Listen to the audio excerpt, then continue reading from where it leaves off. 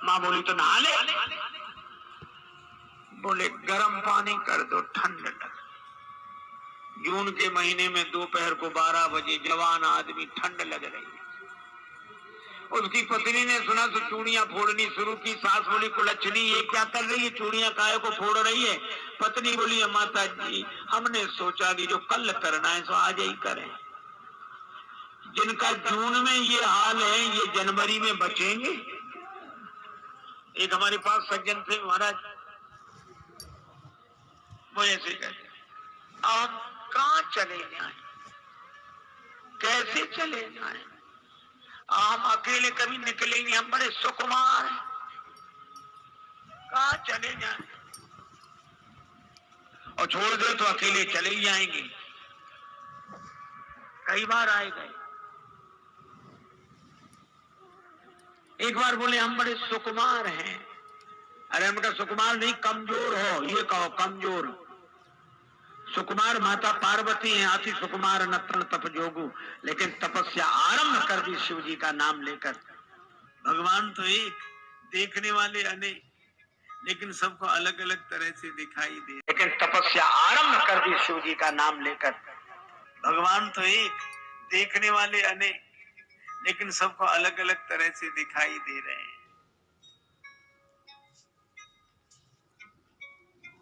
श्री जनक जी और जनक जी के परिवार जन राम जी को देखते तो उन्हें लगता सजन सगे प्रिय लाग ही जैसे, यह हमारे संबंधी है। सहत विदेह विलोकही रानी, तो शिशु सम प्रीत न जाए बखानी। भक्त देखते हैं उन्हें इष्ट देव के रूप में दिखाई देते हैं। माताएं देखती हैं तो जन सोहत श्रृंगार धरी मूर्ति परम अनूप, भगवान श्रृंगार के रूप में दिखाई देते हैं। और जो कुटिल हैं, छल करके राजा के वेश में उपस्थित हैं, तीन प्रभु प्रगट काल सम देखा, उन्हें राम जी काल की तरह दिखाई देते हैं। अच्छा आप विचार करो, एक और तो मधुर मूर्ति श्री राम और एक और काल की तरह। मनोवीर रस धरे शरीरा और विदुषण प्रभु विराटमय दिशा,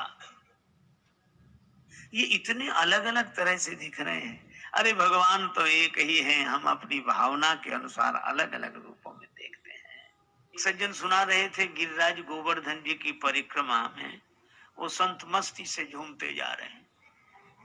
उनकी बड़ी बड़ी लंबी लटकती हुई जटाएं एक लता कुंज में उलझ गई।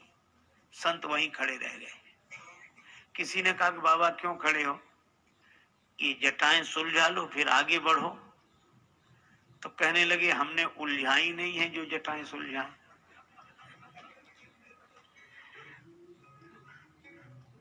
तो कहा कि बाबा हम सुलझा दें। कहा तुमने उलझाई है क्या। फिर बोले जिसने उलझाई है वही सुलझाए, जिसने उलझाई है वही सुलझाए।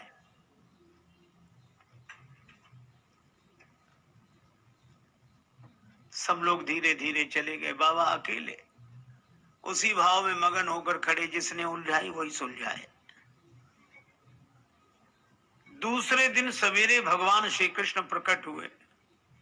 भगवान ने कहा कि बाबा हमने उलझाई, हम ही सुलझाए देते हैं, अब तो चलो। बाबा उन्हें देखकर बोले कि आप कौन हो। श्री कृष्ण भगवान बोले मैं ही कृष्ण हूं और मैंने ही उलझाई। बाबा बोले तो आपके कहने से मैं कैसे मान लूं कि आप कृष्ण हो। अरे मैं स्वयं प्रमाण हूं, स्वयं के प्रमाण से थोड़ी कोई दूसरा गवाही तो दे। तो किसकी गवाही चाहते हो। का श्री राधा रानी आकर कह दे तो मैं मान लूंगा। भगवान कृष्ण ने कहा ठीक है, ऐसे भक्तों से तो हम ही हार जाते हैं। गए श्री राधिका जी का आवाहन किया, श्री राधा रानी पधारी और जैसे राधा रानी को देखा संत के नेत्र सजल हो गए। श्री राधिका जी ने कहा कि बाबा यही हमारे प्रियतम श्री कृष्णचंद्र हैं। बाबा मुस्कुरा कर बोले कि हम तो पहले ही जान गए थे कि यही श्री कृष्ण है। अच्छा जान गए थे तो माना क्यों नहीं? कहा अगर मान लेते तो आपका दर्शन कैसे होता है, इसलिए तो नहीं। तो भक्त का भाव, और भगवान भाव के अनुसार लीला करते हैं। एक घटना सुना रहे थे कि एक महात्मा कहीं घूमने निकले। सो दोपहरी का समय, सो गांव के किनारे एक वट वृक्ष था, उसके नीचे सोचा छाया में आराम करें। जाने लगे तो एक गांव ने कहा अरे बाबा उस वृक्ष के नीचे नहीं जाना। कहा क्यों? कहा वहां बड़ा भयंकर सर्प रहता है, बहुतों को काट चुका है और आप वहीं जा रहे हो। महात्मा भी बड़े अद्भुत होते हैं। महात्मा बोले कोई बात नहीं, उसे भी समझाएंगे। हम तो सबको समझाते घूमते, उसे भी समझाएंगे। लोगों ने बहुत रोका, महात्मा चले गए और सांप दौड़ा उधर से। महात्मा ने देखा, बोले रहने दे, पता नहीं किस कर्म से तो इस योनि में आया है और इस योनि में भी ऐसा करेगा। महात्मा ने समझाया तो कहानी कहती है सांप समझ गया। महात्मा ने समझा, महात्मा सांप को भी समझा लेते हैं। सांप समझ गया, ये और आश्चर्य। एक आदमी ने कहा सांप समझ गया। हमने कहा हाँ, क्यों? हमने कहा इसलिए क्योंकि वो आदमी नहीं था।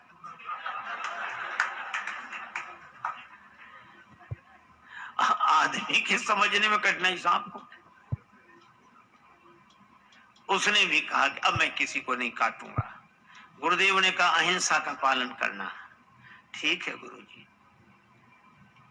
गुरुजी तो चले गए और गांव वालों से कहा कि अब सांप अहिंसक हो गया है, किसी को नहीं सताएगा, किसी से नहीं बोलेगा, अब हमारा चेला हो गया है।